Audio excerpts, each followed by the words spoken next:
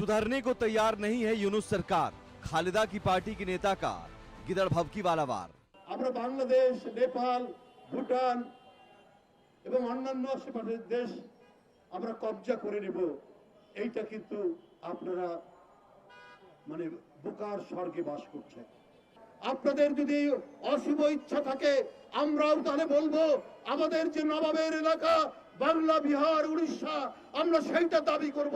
যদি আপনারা এই রকম ভাবে একের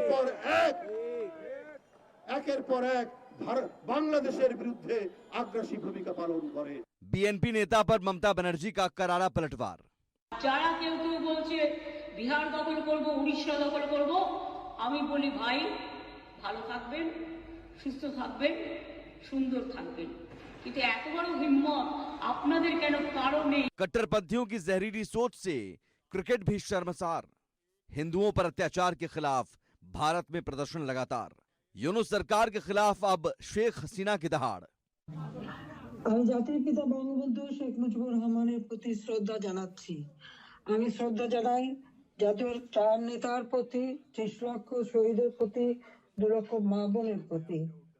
আমি আমাদের মুক্তিযোদ্ধাদের জানাই সশ্রদ্ধ সালাম। জনগণের ভোট ভাতের অধিকার, ভোট ও ভাতের অধিকার আদায় করতে যে যারা জীবন দিয়েছেন তাদের আমি শ্রদ্ধার সাথে স্মরণ। विदेश सचिव के दौरे से थमेगा हिंदुओं पर अत्याचार। नहीं सुधरी यूनुस सरकार तो पड़ेगी मार।